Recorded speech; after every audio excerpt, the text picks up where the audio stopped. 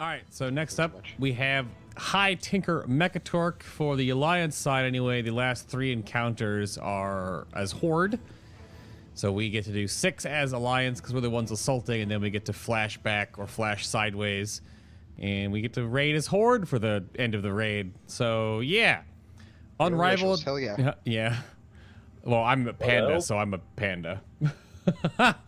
Unrivaled in their ingenuity, Gelbin Mekkatorque's inventions have been instrumental to the Alliance's attack on Dazar'alor. His state-of-the-art armor is outfitted with the latest and deadliest ordnance that gnomish engineering can offer. Mekkatorque halts the Horde counterattack using his latest weaponry and inventions. Spark bots protected by a gnomish force field are called in that pursue players until they're disabled and take advantage of the World Enlarger to hijack spark bots and shut them down. AKA, don't squish your friends. Yeah. Yeah, that's the whole overview. That's the whole overview. Yeah, go for it. All right, see you. Oh, go. Yeah, okay. So this fight's really freaking simple, actually. If we can just get down the little mini game of it's a gimmick fight. It's a gimmick fight. If we can get down a good system for people handling the little tank, that's basically the entirety of the fight. It's not too terrible. There's a tank swap. It's the electroshock strikes, and then the amplification is the tank swap. It's the tank swap. It's nothing more to be said about. The Buster Cannon is a frontal cannon shot that he'll do. It's a big, bright blue blast that will come shooting out of his hand. And it fucking hurts. We need to not get hit by that. Descriptive. Yeah, it's like 180, I think, K on Mythic, or 170 is right there, actually. Yeah, 170K. 170 instantly, and then 21K dot per second. This has been when did you pull the numbers? In what gear were you wearing? Because that's the weird thing about a while ago. Right. Yeah. Because you have to take off like all your versatility and stuff sometimes, and like refresh the dungeon journal, because sometimes that breaks. Yeah. And it reduces your haste by 100%. So it's for 8 seconds. Yeah. Don't get hit by it. You don't want to get hit by this at all. It's and we need to not get hit by it.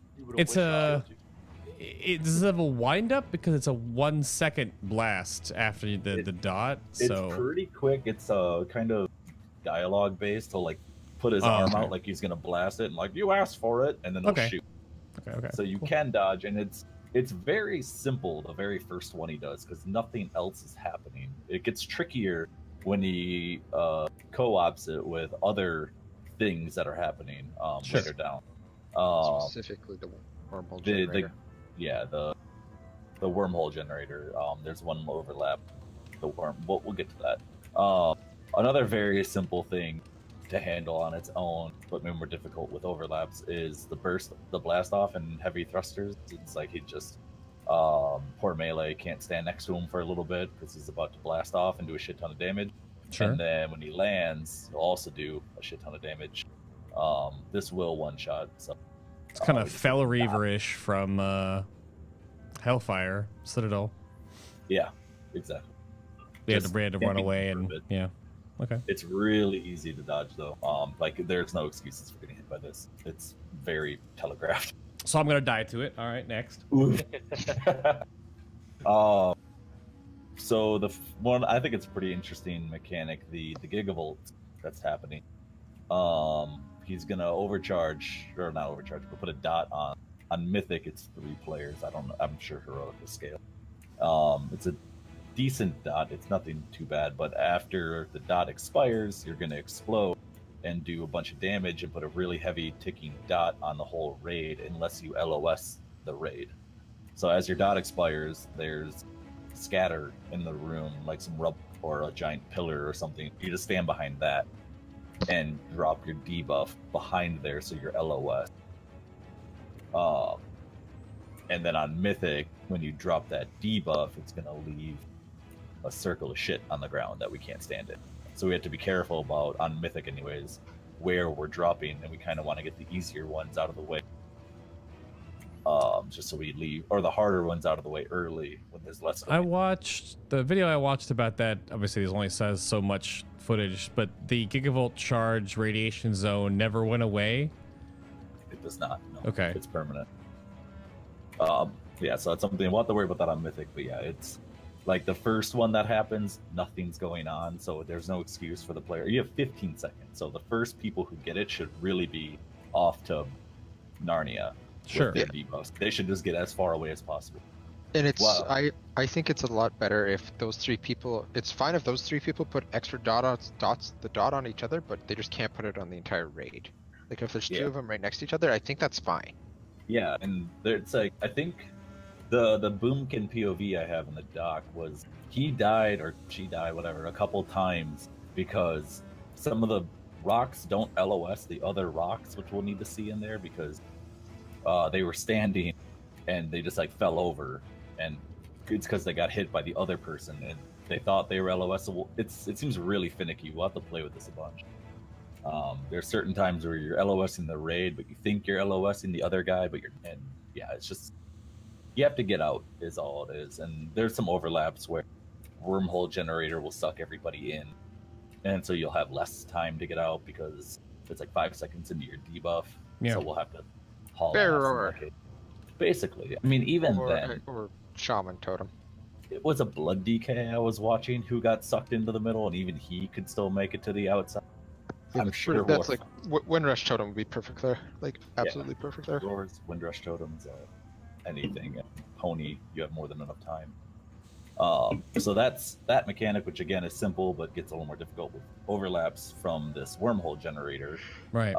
So there's a signaling hunter's mark style icon over a player in the raid for about 4 or 5 seconds before the whole raid gets teleported to that player's location.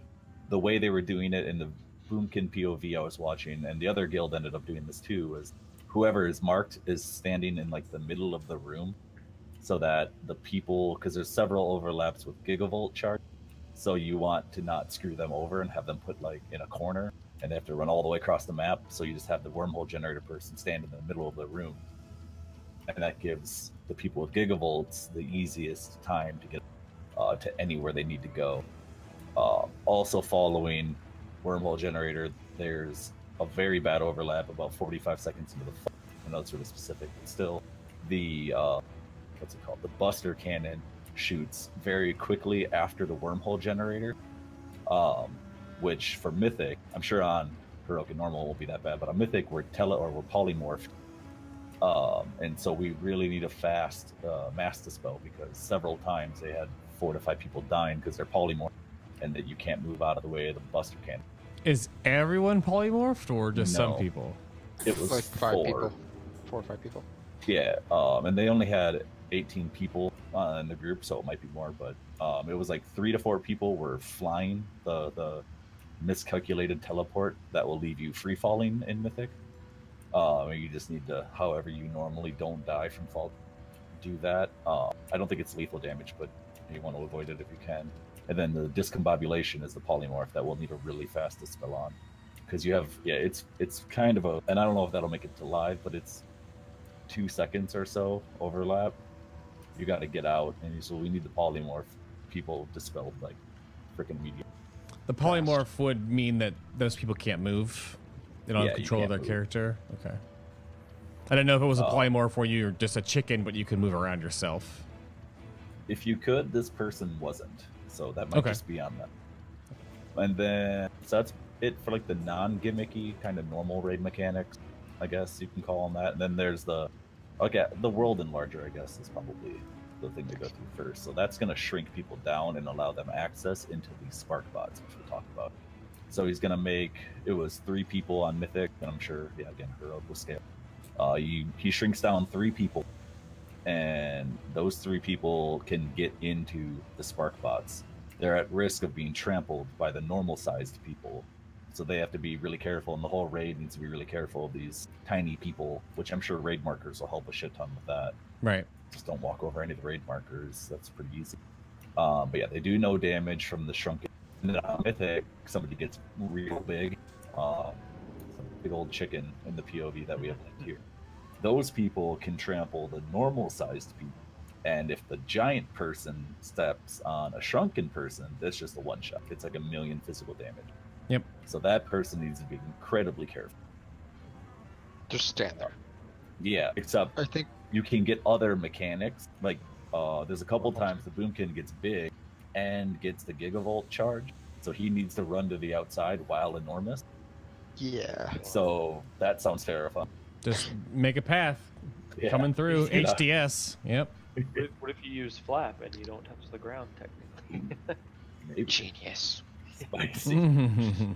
But that's it for the world and larger. That gives you access to the spark bots.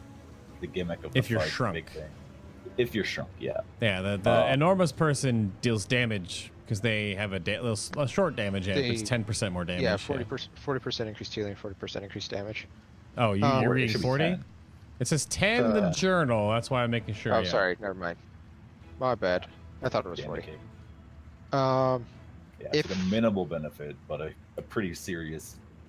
I mean, you said there's only 3 hindrance. people shrunk, right? 3 people are it's- shrunk for 3 bots. Yeah, So- it's 2 heroic and 3 mythic. So part of me thinks we would only actually send 2 shrunk people into bots and just leave 1 extra bot up.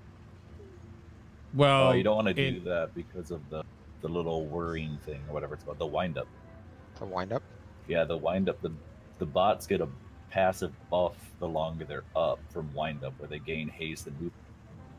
Okay. So if we don't kill them all, it's gonna get really bad because they're doing the spark pull. Yeah.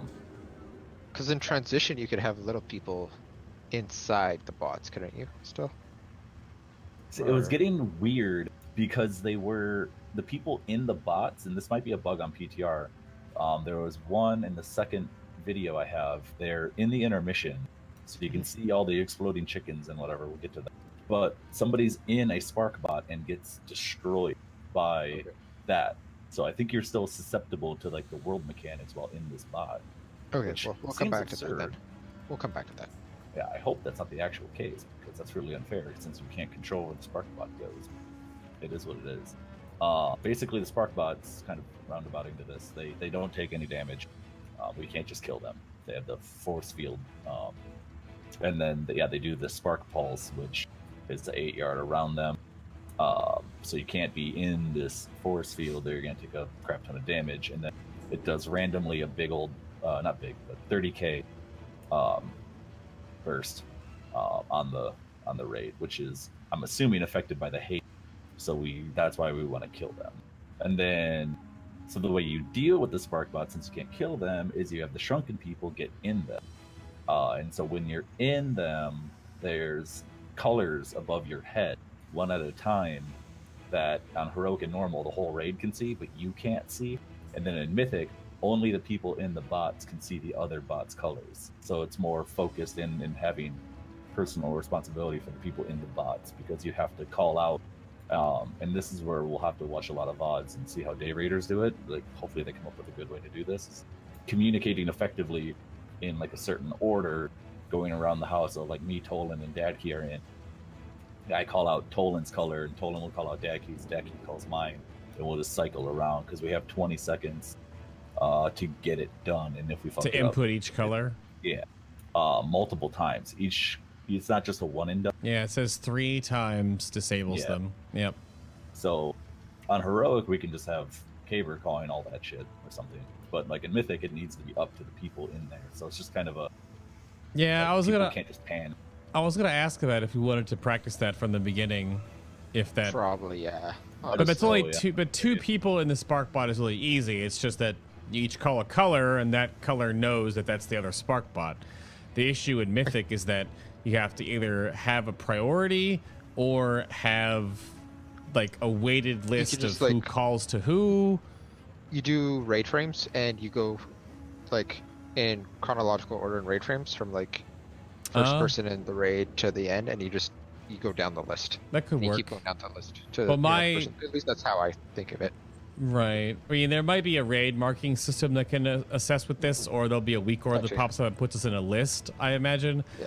The big thing about this that was brought up by Alex and Laws, actually, was that from their testing, this seems like something that hopefully gets scenarist, that you can't just make a weak aura that circumvents this whole process, because even if this is hectic and weird, and as Destiny 2 as a mechanic as this actually is in World of Warcraft, this is the funniest part of the fight, and ignoring this and killing it off with a weak aura that just circumnavigates this entire thing would really be just kind of shitty. So I think getting good at the calls and figuring out a way that we have to do it, because you said the listing in like a grid, but my grid is my grid might be in the chronological 1 through 5 group order, or 1 through 4 in this case, but other people's might not be. So that's why we have to have like a unified how we do this. This is like the weirdest part of the fight, but obviously there's not a lot of talking that has to be done outside of this. It's, you know, dodge the thing and then move away from the person that gets teleported, except if you're the closest people. Like not a lot of, you know, run your thing behind the pillar kind of a deal. So a lot of the talking might be these people. Yeah. Or and they almost be like posture, and that's it. Right. Posture, gigavolt positioning, and mostly Pug and Mythic, and we're still pretty close to. I haven't seen any logs get past the bots. They all die off at about 2 minutes and 10 seconds into the fight when this happens, but they were still getting close, just as like a Pug and test. So they didn't have any strat or anything. They were just talking and knew who each other was. So I think we'll be all right ish if we don't have some crazy intricate system. Like, we might not want to overthink this. There's a system in an encounter right now in Destiny 2 that is similar to this, that it has the 2-person call and response kind of thing that like the heroic version has. So adding that third person though is very different, and why I'm just curious about how we want to handle it, because we can't control like where the Sparkbot goes, so we can't even do it by like a coordinate thing. So we'll have to see how that cadence works out, because you have plenty of time to call out the 3 people that are in there, and you're talking to that person, they tell you a code, you tell us, you know, it's who has itch, you know, it's A, B to C, A, B to C, A, B to C, but yeah. Well, it doesn't, like, it can just be also if, like, again, me, Dadkey, and Tolan are in, and I can just be like, Tolan's blah, Decky blah, and then they know I'm the only one left, so they call my color. Right, and exactly. Then, like, they get a new color, and I call both theirs, and then one of them calls mine. Well, that's the one thing I'm asking. Odd man out. Is that how it goes? Yeah, so it says what if you're in a bot, you can see other bots. Period. Yeah. That's just how it Right. reads. Well, what I'm wondering is that I guess you would see everyone else's, right? And they would see, okay. I didn't know if that was going to be, I mean, their symbols are going to be different, so it's like I have to have it in a priority. But yeah, one person calling 2, and then one of those 2 calling the 1 could work. Yeah. Yeah. Or you do the name, like each person has a different person. Like you look at your raid frames and you be like, okay, I'm number 1, they're number 12, and they're number 18. So I'll call 12. That's not going to work though, because my raid frames aren't going to be the same as yours. And that's what I was saying earlier. Yeah, that's yeah. It's not going to. If we go by that, I'm going to wipe us for sure. What do you mean by group-based thing? Yeah, I have me, then tanks, then healers, and then DPS alphabet. Do we know if there's any rhyme or reason to who gets shrunk? Like, is it always going to be like 1 range, 1 melee, 1 healer? There was a healer. There was 2 range. Like it was anybody but the tanks. Anyway, yeah, but I didn't know if it's never going to be like 2 healers. I would imagine. I didn't see that. Probably always 1 healer. I've seen like 8 pulls, and I never saw a double healer. Right, that's what I'm trying to find. Like this common. Where's the script? If it's always 1 healer, like the healer is the 1 out of the 3. The healer can always be the one that calls 2. Yeah, that's fair. That's actually not a bad idea. Yeah, that's what I'm trying to like. The healer QBs each shrunk phase. They call the double, and then they get responded on theirs. Then they call the double. That's what I'm wondering. Or if they don't ever send a healer down, that's why I'm trying to wonder like who, if it's 3 melee all of a sudden, or if it's 2 ranged in a melee or whatever. But I'd imagine they would code this in a way like a Helia mechanic, where it would always pick, you know, a healer and 2 ranged, or a healer and 2 melee, or something like that. But if it's a healer and 2 DPS, that's perfect, actually. Yeah, yeah. That'd be pretty baller. Right. Good idea. That's what I'm trying to. Write that Yeah. down. That's what I was trying to figure out where that would be. Yeah. You write it down. You have. I see your thing ready to type.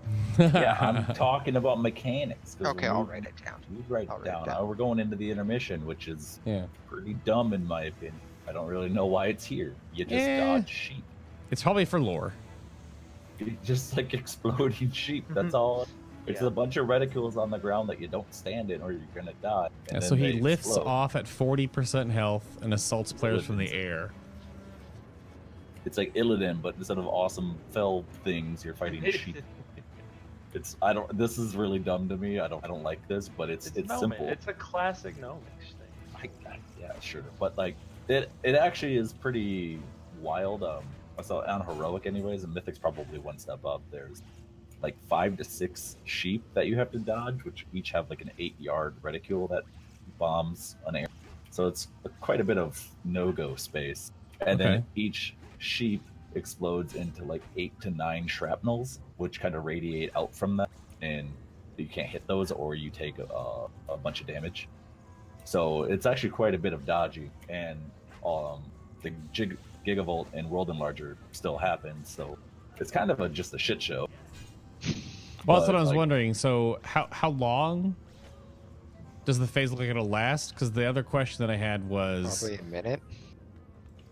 The other question I had was that we have how many gigavolt radiations already on the ground, cutting off a section of his room, and then we have to add to that. So that's one of the big things. Also, where is his room? What room is? It's not there at all. Oh, you can't. Or maybe heading back to the docks. It's out of like the main chambers into the docks. Yeah, like what room do we fight him in? It's not a room. You're outside. You're like on a plaza, basically.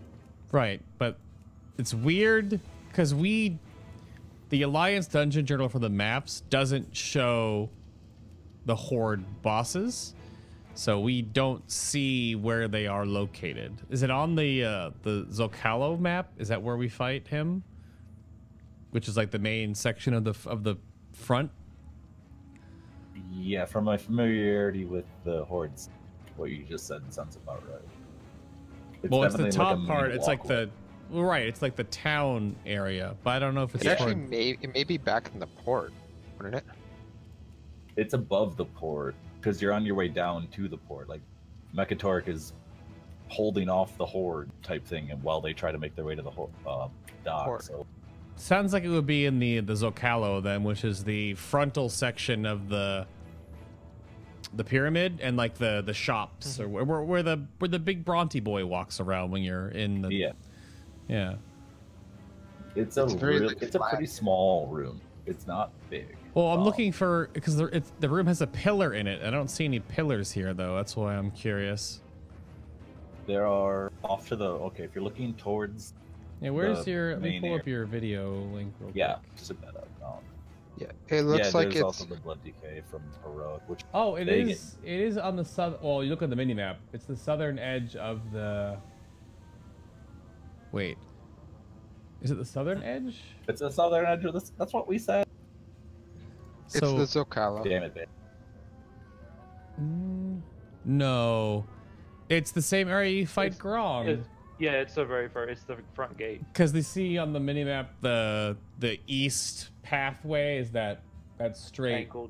That's straight stairway, and then it goes up. That's right by Grong. It's just the reverse. So it's where you fight Grong. Okay. Yeah, because technically the Horde is. Yeah, because technically the Horde is in Nazmir, right? Because the Alliance baits them there. Okay. And then we just invade by the sea and just go straight up the gut. So there is like... And then peace out. There's like 2 or 3 little air... Well, that's the weird thing about this debuff, is that how far away can we run these clouds? Can we like actually BF Egypt these things to like make them a null issue? Or are there... are there fake walls in the room? No. In the arena? All the walls are real. You can go behind any of them. There are invisible walls you can't run through. Oh, I'm sure. There's more than enough opportunities for LOS, so that you shouldn't need to Egypt it. Right. Well, I'm just wondering how far away. Because you run in when they respawn in this video, they're running in like all the way down the stairs. So like, what's stopping you from just? There's a gate that pops up. Is okay. Like just farting off to oblivion. All right. Oh, there are. Okay. It looks like. Oh, there's some, like, okay. Some spiky boys. Some spiky tree stuff in one corner. Okay. I just wondered how restricted the arena was to make that mechanic actually matter. All right. Because you're talking about how much dodging is in this phase. I'm just curious. Okay. Yeah, it's just a dodge phase. Stay alive. Just stay alive. That's it. It's a pretty weird intermission. Yeah. But it's there. It exists, and then he'll land eventually and do everything that he does in phase 1, but gets a stacking, like damage increase on him. Yeah, he's hyper driven for the last 40. 30% attack speed. Periodically launches hyperdrive discharge at several players, inflicting some nature damage. That's just random damage? Yep. Oh, okay. That's on top of the random, pretty freak scatter damage from the spark bots that are flying around too. So this phase will be pretty wild. This phase will be a burn, kill him before he would die, basically. Yeah. It's 40% to done. Yep. But everything he does is the same. It's just that he adds that extra layer to it. Well, yeah. How... If we fuck up one of the, like, if we fuck up the Gigavolt in that phase, we're gonna be hard pressed to live. Yeah, that dot is no joke. Plus, like, the dot is like healable, but it just, if you have that dot, any other damage that you, like, even random damage will probably. Yeah, it's ticking. It's ticking on this Moonkin for just shy of 13,000 every tick, and that's the personal one. It's the same damage when it hits the raid. Is that correct? Mm-hmm. Let me look. Yeah, it is. But it's just the idea of spot healing the 3 people versus the entire raid. Well, And oh no, like, the dot on the person is around 14k nature before, you know, verse or whatever. The Gigavolt Blast, the dot on the raid is double that. It's up to 28.5 thousand every 2 for 30. So it doubles the damage. But the single person person who's dropping it can't LOS themselves. Yeah, well, they have to LOS the raid. That's the mechanic. But that's what I'm saying. If multiple of these are out and multiple of those stack, that's a raid wipe, because that's going to be. Oh, I see what you're saying. Yeah. 30,000 damage on the entire raid every 2. They're probably not bad if it's 1 stack, but if 2 of those go off, yeah. There's no way we're surviving 60k every 2 for 30 seconds. That's a lot of damage. Okay, I was just wondering about that, and that's why I was curious about the room. Okay. But his extra zappy-do damage is nothing, I guess. The attack speed is just the only thing for the tanks, because I guess his tank swap mechanic? Yeah. Big ass fucking boomkin. Yeah. But yeah, so the tank damage in that phase is going to be rough. Yeah. 30%. Yeah. The periodically electrocuting several players is based off attack speed or not. So that could also be getting faster and faster too. So, or not getting, it doesn't ramp, I guess. It's just a flat 30%, but it could be happening way more frequently. Jesus Christ. Maybe. So, it's a spectacle boss though, like honestly. If you do note. Yeah. I saw a whatchamacallit, a wormhole generator with a super enormous guy who then like instant. Does the enormous guy step on normal people or no? Yes. Yeah, the big guy can hurt little regular people. And Enormous. I think small people. Yeah. If that overlap happens, you just have the person who's big not fucking move. Wait, did someone pop a world enlarger when they were big in this video? It's like right at, just go to like 49 seconds. Oh. Or 49, or 50 minutes into the fight.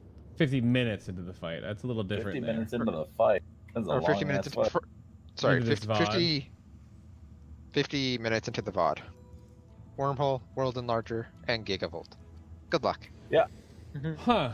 Well, Well, that person baited wormhole generator there terribly. Really bad. So, if he I guess baits it in the middle, you get pulled in, the enlarged person doesn't move, And then the people with the gigavolts get the hell out. Like, yeah, because I think it's bait only if the big guy moves will he actually step on people. If he just stands there, it does Yeah, not if you're move or not shit, it's moving, fine. you should be fine.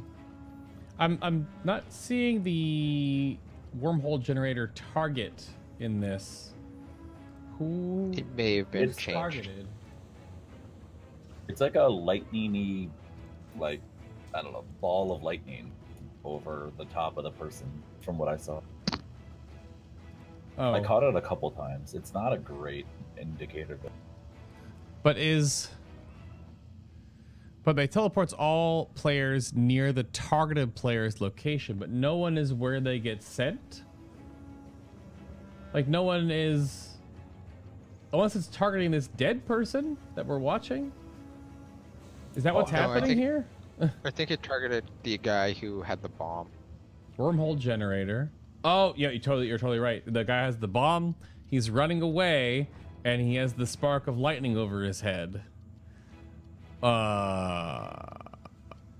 the gigavolt charge that player has. That's what the bomb is. Yeah, the bomb. So if that's not squelched, that means that anyone that is baiting, anyone that gets picked by the World Enlarger or the teleport can be picked by either other ability. They don't have a... Yeah, you can't move. You have to wait until that ability happens, then move. So it's like waiting for... Yeah. It's like waiting for the wave to come out on Gahoon, and then moving If after and you then want while. moving.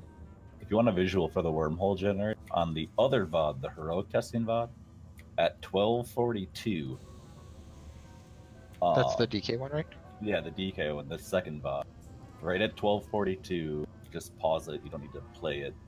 The guy who's recording, like 2 feet to his left, is the person with the wormhole generator debuff, and that's what it looks like. It's like a little ball of lightning above there. I can see it. At 50:08, the person in the big 50-minute VOD has the bomb icon, the ticking down bomb, which we've all seen before, and then right when he starts running out, I think it's a rogue. It's a rogue. You could see the lightning above his head. So yeah, Yep. in that situation, the proper thing to do is to bait the teleport safely and then run out with your bomb, because the other So if they option, fuck up in the spark bot, is that why the spark bots are exploding? that's the spark the bots are crash exploding. lightning effect. Yeah, what the hell causes the spark bots to explode? I think that's what they do. That's just what they do. No, Yeah, no, they're like spark pulse. no, but like AOE on the raid. Spark pulse. 30k on some random player.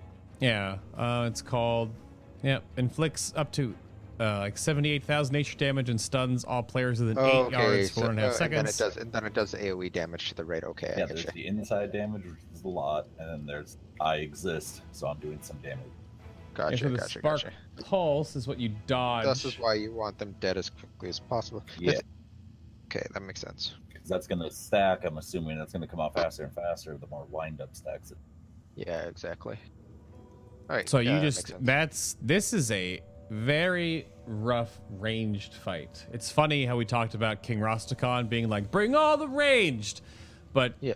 there are 3 bots up purely for this fight, and you can never stand near them. So good luck casting a lot of, because you can see the blue circle. They hunt. Yeah, they just hunt. They hunt people, and the blue circle and it pulses, and a blue circle and it pulses, and if you are in that, that is 80,000 damage and a 1.5 seconds stun. Yeah. And then when they 3 do seconds. that, when they pulse that, then that's when they do a little bit of the volley. It's 16,000 to several random players. Okay, that depends on how long it takes to get the spark bugs out of there, but that's gonna be rough for a lot of range trying to turret a little bit, huh? Damn, this might be the caber fight that you want to balance ranged and melee, like right down the middle, baby. 7-7. Because I think at that point, because it's forcing you to move, and then if you're moving around, you're probably going to step on a little person, and etc. etc. Yeah. Like it's the whole fight. It's a good fight. This fight is a Michael Bay fight. Wow. Kind of. I mean, it's it has a gimmick of the spark bot, and it has the spectacle of Mekkatorque being a gnome in a And tons of explosions because of mech suit. Michael sheep Bay. falling from the sky that explode. Yeah. Is there footage of that in this video, or they never got that far?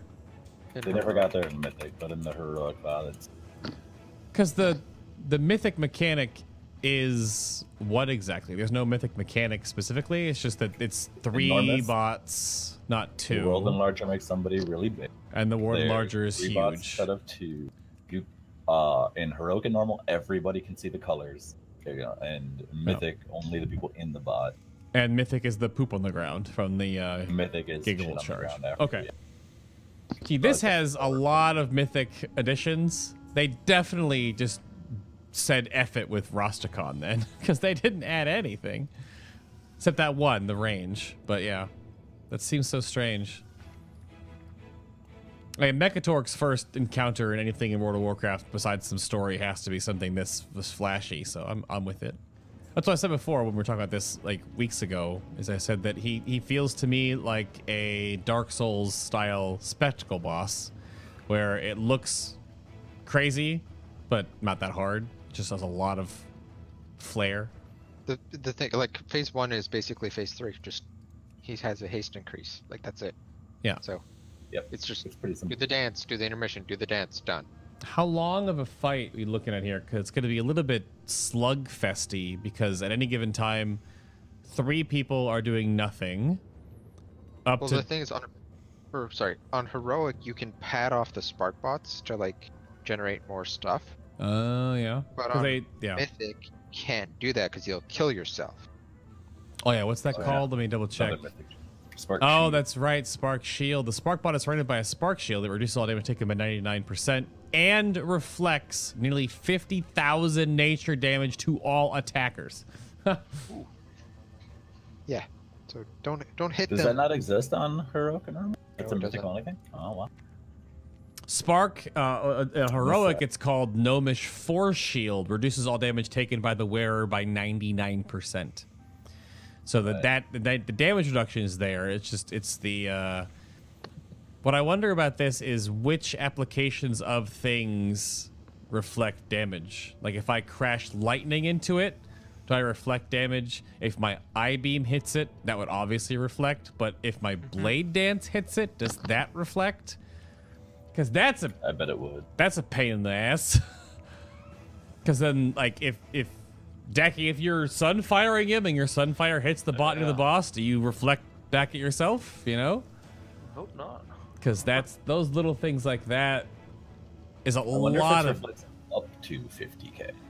I think we'll have a lot of dead people until we figure out what you can and can't do right there. Right. Because that also brings up the thing, like, do you move the boss away from the spark bots, or do you just have to be really, really careful with no cleaviness anywhere near the boss if there's spark bots nearby? Or do some abilities not reflect damage? Like, does putting a dot reflect damage? Or only direct attacks? Because if you can build resources off them, I mean, I wonder. I would imagine that they flagged it as anything, but we'll have to wait and see. Yeah. We have that Boomkin log, and surely he like fucks up once or twice. Oh, this And has a then- log with it? No, but just watching his like health POV. bar and like what's going on with him. I can Okay. check it out after this. Right. I'll look some. What's it called? Like The dot? shield. Or Well, the it's damage called taken from. Spark Shield. Shield? Yeah. Yeah. Yeah, probably okay. Spark Shield. Alright, I'll check out a Demon Hunter then. I'll look over that. Because that's not a insignificant amount of damage. That's a quarter of our health if you whoops near a spark bot. Yeah, it's a lot. On top of the fact that it's also going to randomly shock you. Yeah, and because it hunts you, right? So if it gets close to you, then yeah, yep. Yeah. Do we also know if that is that a scenarious mechanic, the spark bot picking a person and following them, or will we be able to know who they pick? Will they have a target of target? No, they just like randomly walk around like they're. Okay. They look like they just aimlessly They're like walk around, but Roombas. they walk towards. Yeah, exactly. Yeah. Like a Roomba. It's pretty Roombas. obvious who they're following to, and you can like ring a piece them, and you can stun them. Stun them and slow them. Oh, they It's are only once they- Yeah, CCable. but can they stop. stop after a certain amount of time. They're not CCable. Well, wow. The farther, when they reach 5 stacks of wound up, or wind up. They get wound up. So how long does it take them to get a stack? Probably every cast. That's really fast. They cast really quickly. Yeah, the cast is 3 seconds. It looks like on these cast bars. Probably a minute. What I'm assuming is if it's 20 seconds between symbols, and you have to do 3 symbols, it basically means you get X number of symbols to destroy them. Otherwise, they get wound up. Also, how is this one? I'm looking this through the VOD randomly. How is one totally immobilized? It's like not moving. All right, I got the answer for the wind up. It's they gain 1 stack at 32 seconds. They gain another stack at 30.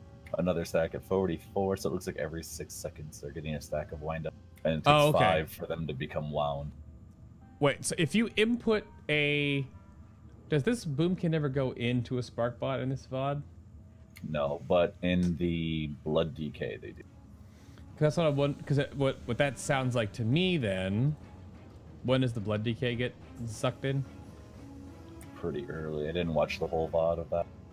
Because what I'm wondering, if they're gaining a stack of wind up every 8 seconds, so that buys you sub 40 seconds to get them, the raid outside, or overall, can CC them to buy you time, and the faster you input the codes, the easier it is to get them out of the encounter to not worry about it. Because if you take too long, then they're unCCable, and then you're just behind. Okay, that's what it looks like. It's like a pacing thing. Oh, there it goes. Oh, what the heck are these symbols? It's like a screw, a Jetson cog, a green snake thing. Yeah, it's called colors. Yeah, it's red, purple, green, blue, yellow, Violet. Sorry. Yay, being colorblind. Red, purple, green. Oh yellow, God, blue. I just. This We're all is gonna be fucked. really fun again. This is Star Girl. Oh, Sorry are for you wiping colorblind? us. Yeah, What colors? most. Because I don't know. I actually I have no idea what colorblind. well, there's 3 different types of color blindness. There's He's the worst kind. is it? Didn't they ask about colorblindness about this boss at BlizzCon? There's like a red, yellow. There's a blue, green, and then there's grayscale color blindness. But you have Right, your I guess game in a shapes for you have your game in the colorblind safe mode, right? I There's do. like 4 Yeah, different I'll be modes. fine. Yeah. I'm just fucking with them. Wow. Wow. Well, do you see blue? I mean, like, No, that's a serious question. I'm trying to be a dick. no. But if it's in the same order, it's also 1, 3, 4, 5, right? If it's the same, if it's still red, purple, green, yellow, blue, left to right, right? And it's the red. What is that? Looks like a jack, like a jack set, but it's red and it's purple. What the hell is that? Green looks like snacks, and it's obviously a screw and cogwheels. Okay, but it looks like, yeah, if when people go in, if they can be stunned, trapped, slowed, that buys you some time before it gets dicey. Okay. So I'm looking at some of the spark shield damage. The affliction lock didn't take hardly any, but this Dazar'alor lock, it's his most taken damage. So I don't know if he's just doing something personally wrong, but it doesn't seem to be that impactful on a bunch of people. So Is his incinerates cleaving them? see, it might be because I went through the time, and the same time that he was taking spark shield damage, he was doing a incinerate and chaos bolt rotation. So maybe he's running fire and brimstone. But the thing is, that's a mythic though, mythic mechanic only. It's a mythic log I'm looking at. Yeah. Because that's Let me check. Yeah, What's- I only He's running fire and brimstone. what's funny about that is that actually might be one of the most awkwardly paced changes into. Obviously, mythic has 3 bots instead of 2, and it has the crap on the ground and it has the big person. But the fact that in heroic, you can activate cleaves and gain resources off of the heroic spark bots, but you cannot do that in mythic. So that's a couple of percent, a few percent more per little bit that adds up. Interesting. Because Shadow Priests, Affliction Warlocks, me, right? Like there's a couple. Yeah. This fight doesn't seem like a DPS check at all. No, it's a spectacle fight. Yeah. Survival. Spectacle. Yeah. Let's 7 heal. Fuck it. And 3 tank. 3 tank, 7 heal, and we'll just 6 DPS on. We'll just 16. Only have 2 people run behind pillars. The other one just stands in the middle of the raid. Well, Kill through the dot. Giant Salute tramples the raid. Oh, Well, yeah, don't- I'm ponying all over your ass. I mean, don't say that kind of stuff because that could be a strat if there's no enrage time. Will. Yeah. If there's no enrage timer or there's like no real, like we have to kill him now, then you can overheal easily. Yeah. Which is something you rarely ever say. There's no enrage in the dungeon journal. Like he doesn't have like a. Are they putting enrages in the dungeon journal? Sometimes. They like never put enrages in the dungeon journal. They just like do it. Mm-hmm. That's what I wonder. Because that would change things excruciatingly if there is. But that's what I'm wondering about this fight is because you have people running out with their bombs doing nothing. Unless they're ranged, they get a little damage in, but they're not obviously turreting. You have 3 people in Mythic not doing anything for long periods of time at a random amount because you get sucked in, you get shrunk. And then there's teleport, which obviously is going to change things up. So I wonder what they would put for a timer on this boss fight. Is the heroic... They never killed them in heroic in this video, right? So... Not in the vid. There have been. I did see some logs with kills. How long was the video? I can go look it up. Just fight time, yeah. Because this looks like an 8-minute fight to me, based on just breaking it down. 8-minute easy. It's like 5 minutes in phase 1, a minute in phase 2, and then 2 or 3 minutes in phase 3. Because A, he's lower. B, heroism. C, executes. Which is funny because that's a long fight, but at the same time, Jaina's going to be 15 minutes. So, but that's really everything. I think that's everything we've talked about. I just look curious about the fight time. If there's a log that says, what is the mountain drops? Oh, it's the freaking. Yeah, it's weird that he drops. Why does he drop the Gallywix robot? It's from Motherlode. He beat Gallywix's robot up. Oh, this is the robot that he beat up. I think so. Lore. Yeah, Spoilers. No. Spoilers.